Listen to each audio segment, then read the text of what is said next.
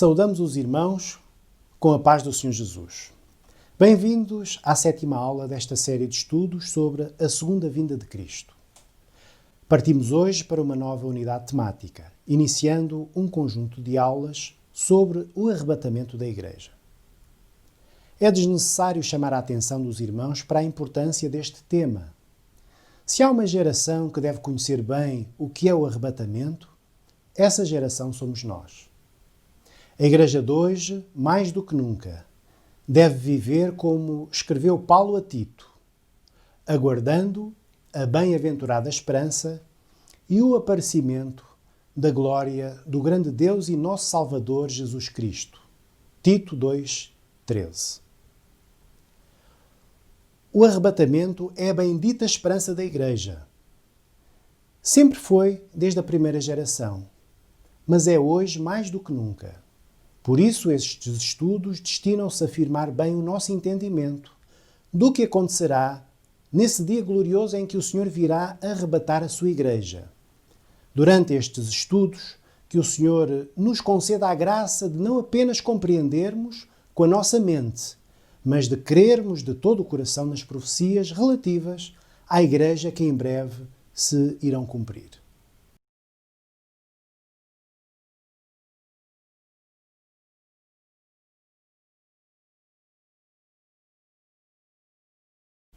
Antes de mais, devemos colocar a questão mais básica de todas.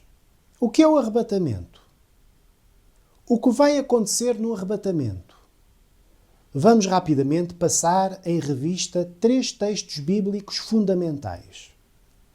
É bom que cada irmão conheça bem estes 3 textos, lembrando que estas promessas são para nós. Vejamos em primeiro lugar a promessa do Senhor Jesus em João 14.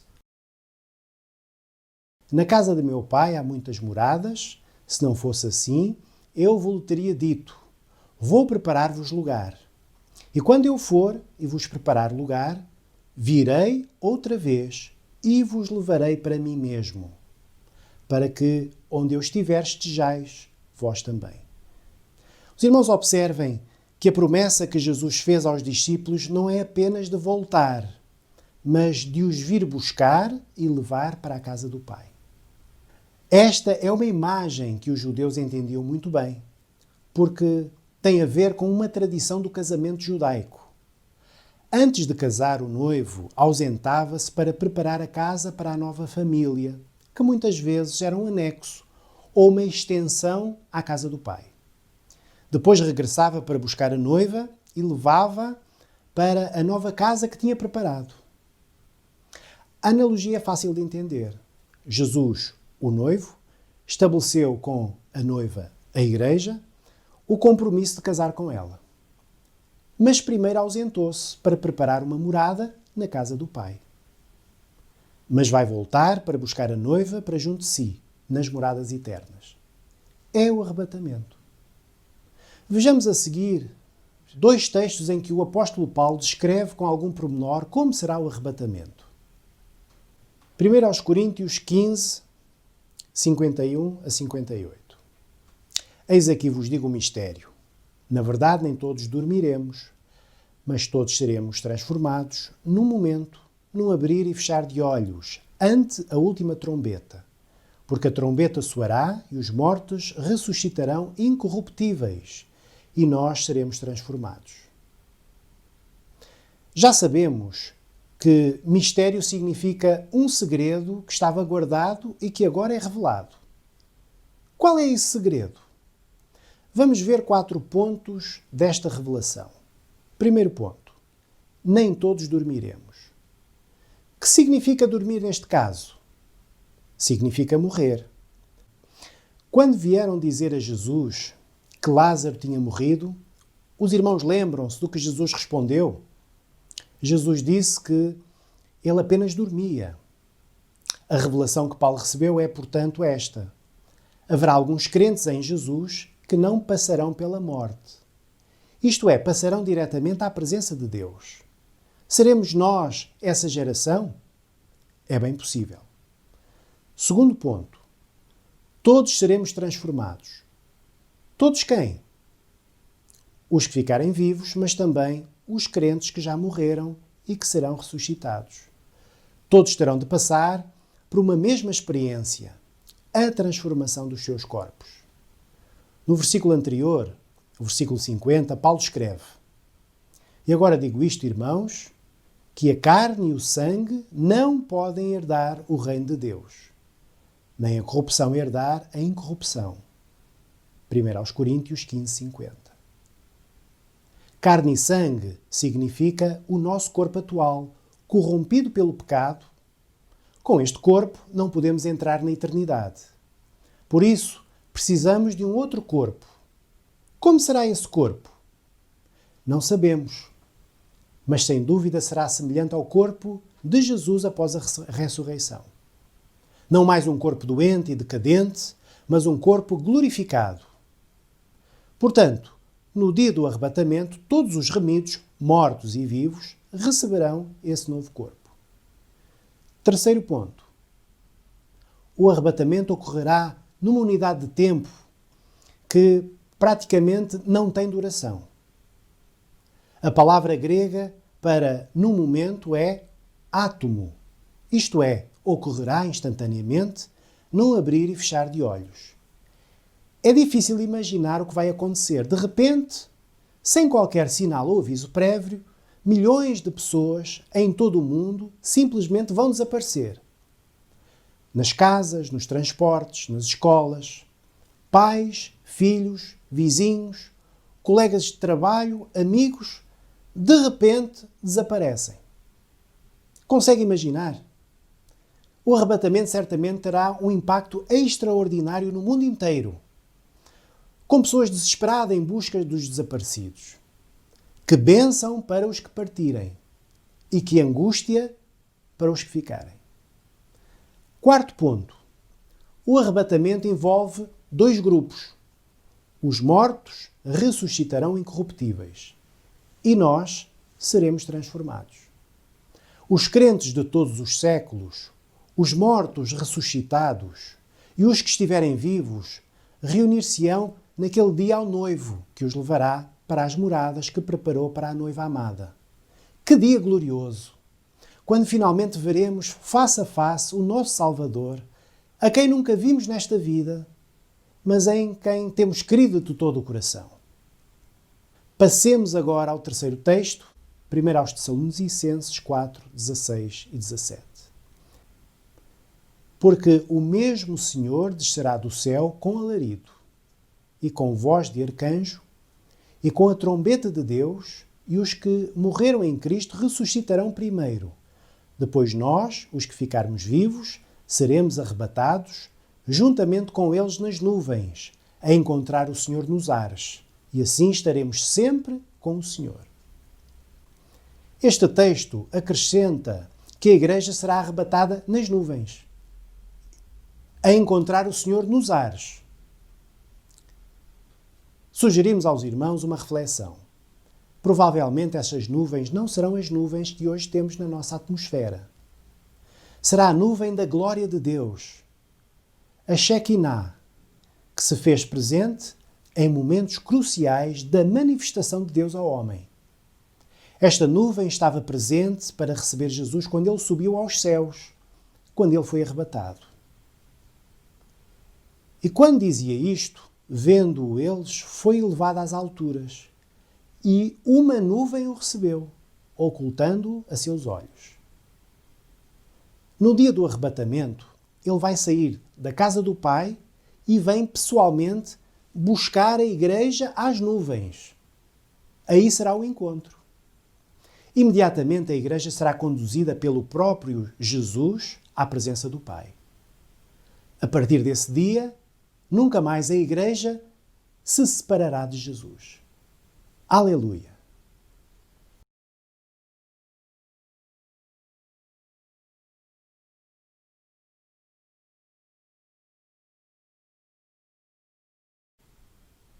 Podemos, portanto, afirmar que a segunda vinda de Cristo processa-se em duas fases. O arrebatamento é a primeira fase da segunda vinda. Numa segunda fase, Cristo descerá não às nuvens, mas à terra, Vamos chamar esta segunda fase a aparição de Cristo. É, portanto, necessário distinguir com cuidado estas duas fases. Os irmãos já sabem, quando falar da aparição de Cristo, estou a falar da segunda fase, que é a segunda vinda propriamente dita. Vamos a seguir, de modo esquemático, fazer esta distinção, assinalando as principais diferenças entre o arrebatamento e a aparição de Cristo. Primeira diferença. O arrebatamento ocorre antes da tribulação. É para a Igreja exclusivamente. A aparição ocorre depois e destina-se a Israel e às nações da terra. Isto é, a toda a humanidade. Isto é importante, porque o arrebatamento implica que a Igreja será poupada à tribulação. É a promessa de Cristo à Igreja de Filadélfia. Como guardaste a palavra da minha paciência, também eu te guardarei na hora da tentação ou provação que há de vir sobre todo o mundo para tentar os que habitam na terra. Apocalipse 3:10. Segunda diferença. No arrebatamento, Cristo desce às nuvens. 1 aos Tessalonicenses 4:16. E, portanto, o mundo não o vê. Cristo permanece invisível para o mundo. Na aparição, Jesus descerá à terra e todos o verão. Eis que vem com as nuvens e todo o olho o verá. Até os mesmos que o traspassaram e todas as tribos da terra se lamentarão sobre ele. Apocalipse 1:7. Os que o traspassaram é uma clara referência a Israel. Os irmãos lembram-se daquele dia em que Jesus entrou em Jerusalém montado num jumentinho?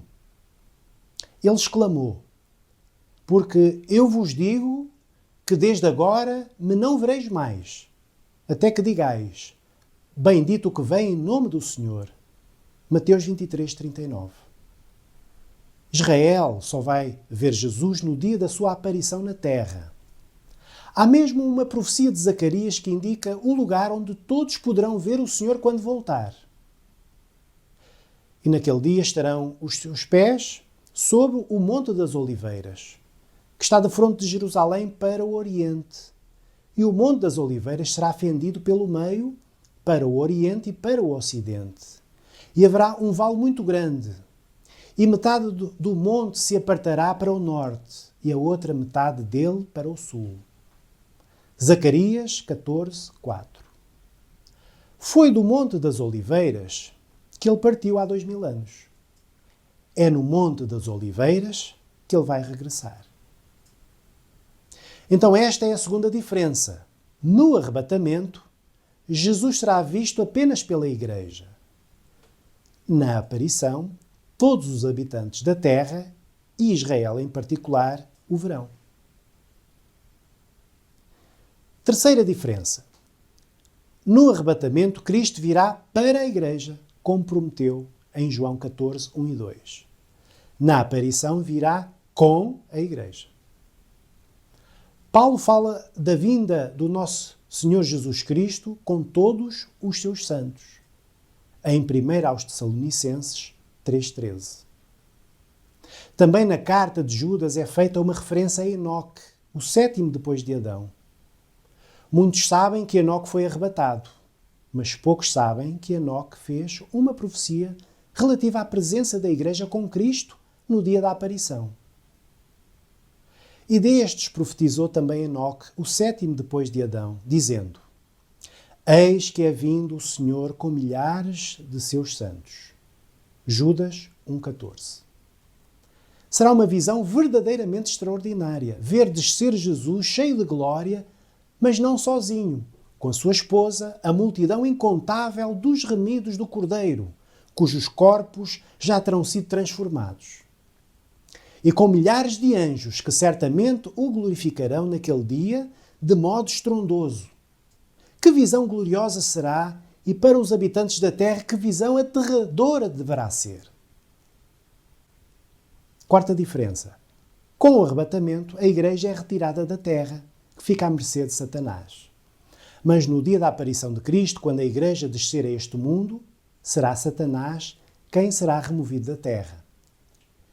E vi descer do céu um anjo que tinha a chave do abismo e uma grande cadeia na sua mão. E ele prendeu o dragão, a antiga serpente, que é o diabo e Satanás, e amarrou-o por 1000 anos. Apocalipse 20, 1 a 3. O poder do dragão, a antiga serpente, será removido da terra. Não ainda para sempre, porque no final do milénio haverá um último estertor da força do maligno. Mas ele ficará amarrado e desprovido de poder quando Cristo se manifestar no dia da sua volta. Quinta diferença. Todos sabemos que a segunda vinda de Cristo está associada aos julgamentos. Mas também aqui temos de fazer uma distinção. Quando a Igreja for arrebatada, haverá um julgamento para a Igreja. Mas atenção, não é um julgamento que visa a salvação ou a condenação, mas uma recompensa pelas obras realizadas pelo crente. Escreve Paulo, porque todos devemos comparecer ante o tribunal de Cristo, para que cada um receba segundo o que tiver feito por meio do corpo, ou bem ou mal, segundo aos Coríntios 5:10. Neste tribunal de Cristo, a nossa vida como servos será avaliada. Cada um receberá a recompensa pelo seu serviço. Noutro texto, Paulo explica: a obra de cada um se manifestará, na verdade o dia a declarará. Porque pelo fogo será descoberta, e o fogo provará qual seja a obra de cada um. 1 aos Coríntios 3, 13 e 14. É muito importante para cada um de nós ter este entendimento a respeito do valor das obras. Leiamos a este propósito Efésios 2, 8 a 10. Porque pela graça sois salvos, por meio da fé, isto não vem de vós, é dom de Deus. Não vem das obras, para que ninguém se glorie, porque somos feitura sua, criados em Cristo Jesus, para as boas obras, as quais Deus preparou para que andássemos nelas. Nós, como evangélicos, temos justamente defendido a verdade bíblica de que ninguém é salvo pelas obras. Mas esquecemos muitas vezes de enfatizar, de igual modo, que fomos criados para as boas obras. Por isso Tiago advertiu. Porque assim como o corpo sem o espírito está morto, assim também a fé sem obras é morta. Tiago 2,26.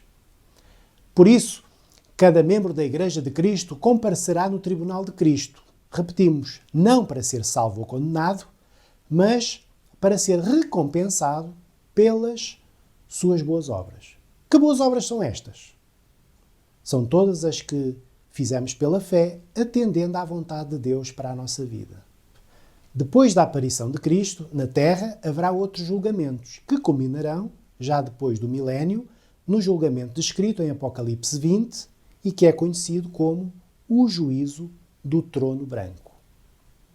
E vi um grande trono branco, e o que estava assentado sobre ele, de cuja presença fugiu a terra e o céu, e não se achou lugar para eles, e vi os mortos, grandes e pequenos, que estavam diante de Deus, e abriram-se os livros, e abriu-se outro livro, que é o da vida.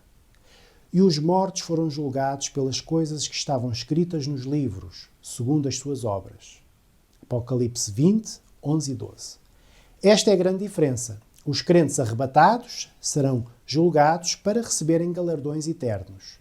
Os ímpios, que serão julgados no dia do juízo final, terão como destino o lago de fogo, do qual nunca mais regressarão. Então, meus irmãos, estas são algumas das muitas diferenças entre as duas fases da segunda vinda de Cristo. O arrebatamento, quando a Igreja for levada nas nuvens, e a aparição do Senhor visível a todos os habitantes da terra. Ao meditarmos sobre estas profecias que certamente se hão de cumprir, o nosso coração enche-se de profunda gratidão e, ao mesmo tempo, de um santo temor. Que Deus nos guarde de tropeçar para podermos estar prontos para o dia em que o Senhor vier buscar a sua Igreja.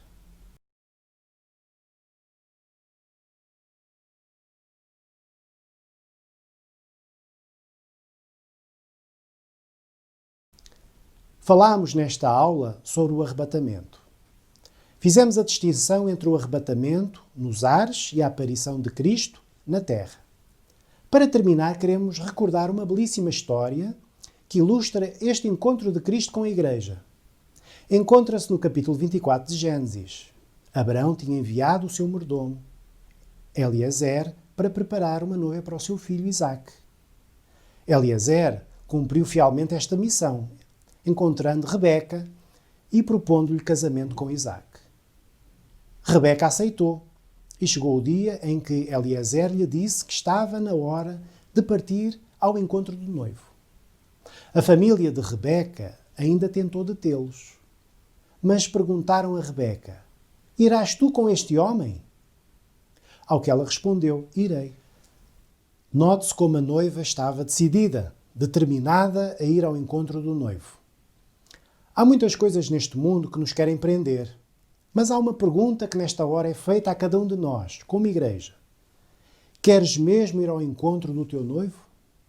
Estás disposto a deixar tudo o resto para trás pelo prémio deste amor? O Espírito Santo já nos convenceu de que não há maior amor do que o daquele que foi à cruz por nós. Ele é o noivo perfeito para a Igreja. E no dia do arrebatamento, o Espírito concluirá a sua obra entregando-nos ao nosso noivo Jesus. Ele dirá a Jesus: "Senhor, eis aqui a tua noiva que fui preparar para ti." E dirá à Igreja: "Igreja, eis aqui o teu noivo, aquele de quem tanto te falei." Então o Senhor receber-nos-á nas nuvens e levar-nos-á para a sua tenda, isto é, para as moradas que Ele preparou para nós. É esta a obra do Espírito Santo: preparar uma noiva para Cristo. Paulo escreve: "Porque estou zeloso de vós, com zelo de Deus, porque vos tenho preparado para vos apresentar como uma virgem pura a um marido, a saber, a Cristo." Segundo aos Coríntios 11:2. É bom enfatizar: Rebeca nunca tinha visto Isaque. A Igreja também nunca viu Jesus, mas aceitou o testemunho que Ele dá ao nosso coração e que recebemos pela fé. É essa fé que nos torna especiais aos olhos do Senhor. Por isso a Igreja quer partir e por isso Jesus está ansioso por nos receber.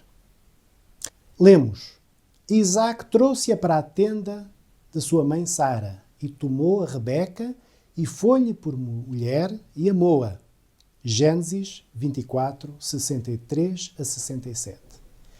É interessante observar que há dois movimentos simultâneos no encontro de Rebeca com Isaque. Eliezer retira Rebeca da sua terra, mas Isaque também sai. Sai da sua tenda ao encontro de Rebeca. Que imagem tão bela do que acontecerá no dia do arrebatamento. O Espírito levará a Igreja ao encontro de Jesus nos ares. Mas, ao mesmo tempo que a Igreja é tirada, Jesus desce da casa do Pai ao encontro da noiva, para a levar consigo e ficar ao seu lado para sempre. Isaque amou. Cristo e a Igreja. A história do amor mais belo e sublime que o universo alguma vez viu. Continuaremos na próxima aula a falar sobre o arrebatamento da Igreja. A paz do Senhor.